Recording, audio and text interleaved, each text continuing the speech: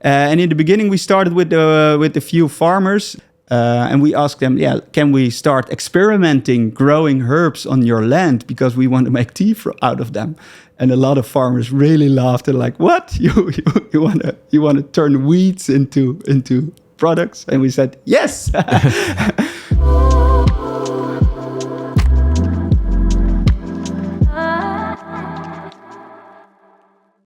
And one thing that I learned is that I wasn't inspired at all by the way sustainability was done or treated in these big companies.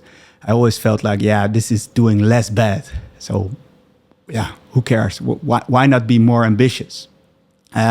So then I realized, that sustainability wasn't it for me because it felt like, it's less bad. And I did this thought experiment with myself. So what if I start my own business, and what if it will become a huge success? What if the whole world will start using my product, service, or whatever?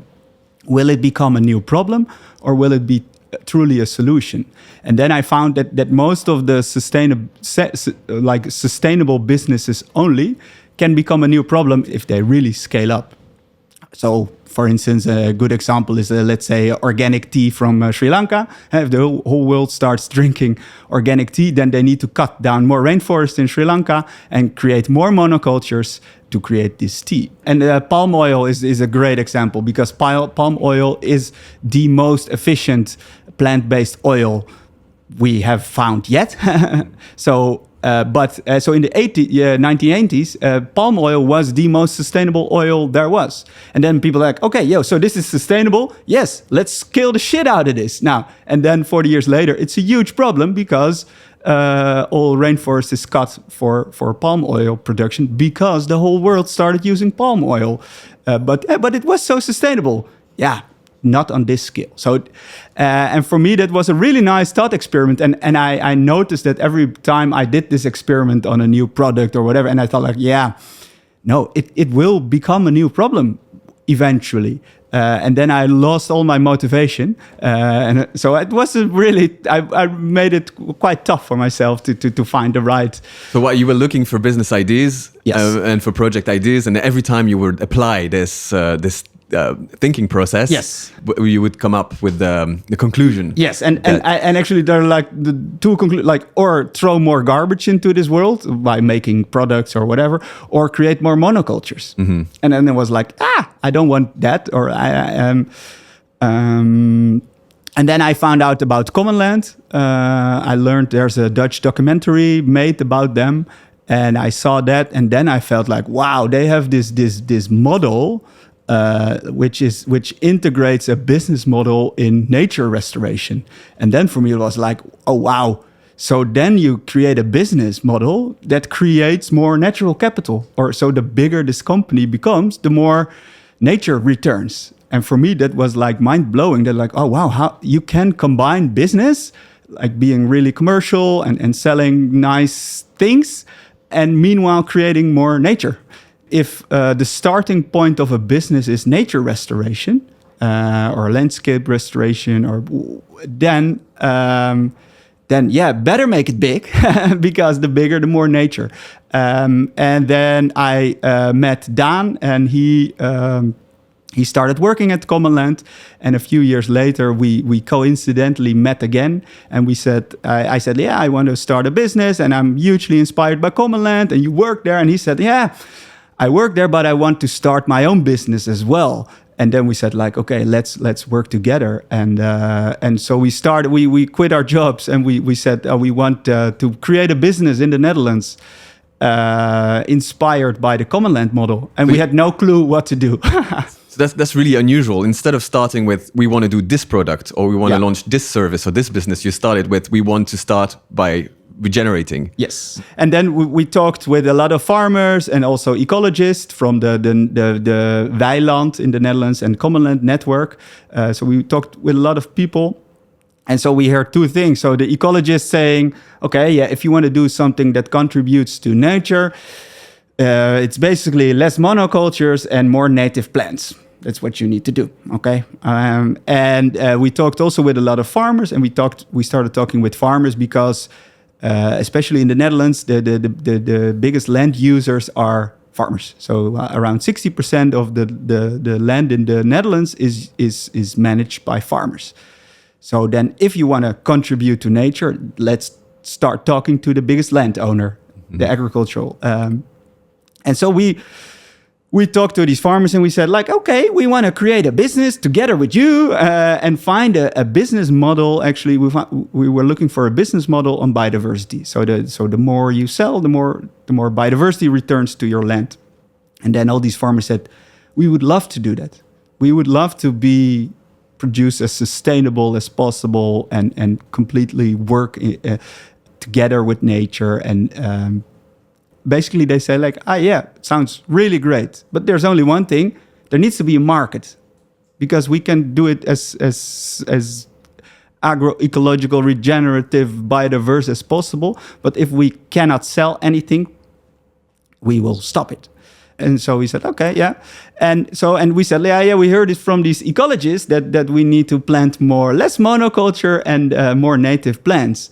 And then these farmers says, yeah, these are weeds. We cannot make any money with weeds. We said, okay, yeah, sorry. We back to these ecologists. They're like, yeah, you're talking about native plants. What kind of plants are we talking about? Because Dan and I, we didn't have any background in agri or ecology or whatever. And then it was like, yeah, chamomile, dandelion, plantain, yarrow, all these weeds. But then we said, like, wait a minute, you said chamomile and nettle. And then we thought, this sounds like tea, right? So like chamomile tea. And then we thought, firstly, this is too easy, making local tea from chamomile. We thought that must, so this, yeah, if chamomile grows like weeds in the Netherlands, then probably there are already, the chamomile tea we drink in the Netherlands is already coming from the Netherlands. Then we looked into that and we found out that most of the herbal tea is coming from even outside of Europe, like that it's from Egypt or India. And then we thought, oh, wow. So if more chamomile, nettle, these plants are great for biodiversity, then we can make tea from it. And if we can sell them locally, then we can create a business model on plants that are grown locally, that attract a lot of insects, and then we can pay the farmers for growing them. So that was the first step of finding like, oh, wow, this sounds like a business model. So then we thought like, oh, if we can create the market for these regeneratively grown plants and create nice products from them, we can create a market. And if there's a market, farmers will follow. And then there's like this big ambitious goal came into our minds. Like, what if we can become the regenerative Unilever?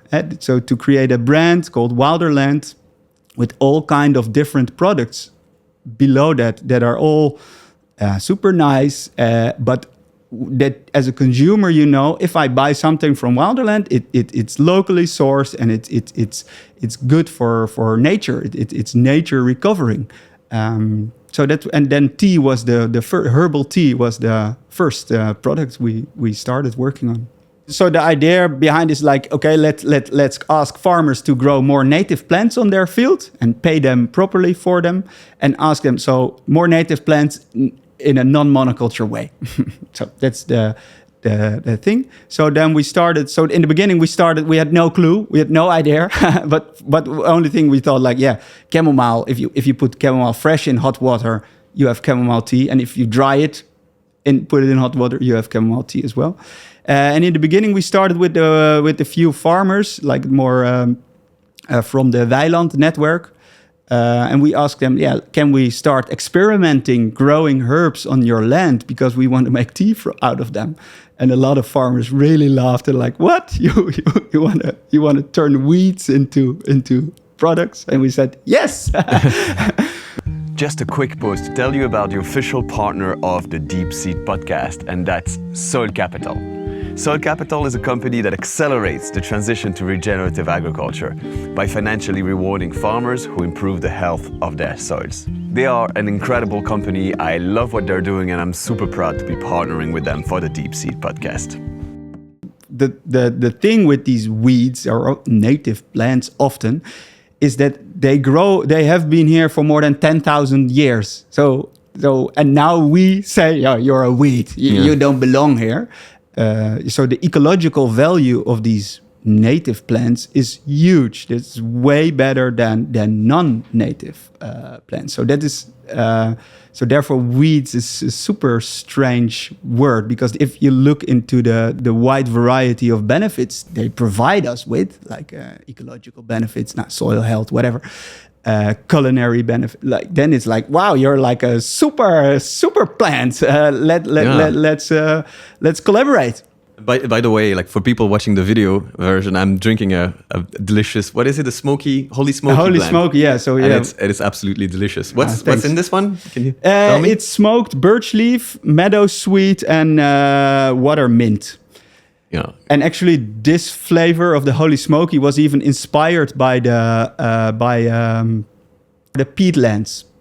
And we tried to, so the peatlands are in the net, they used to harvest peat from there, like in the past centuries, which has this smoky flavor to it. And now actually by choosing these plants, so the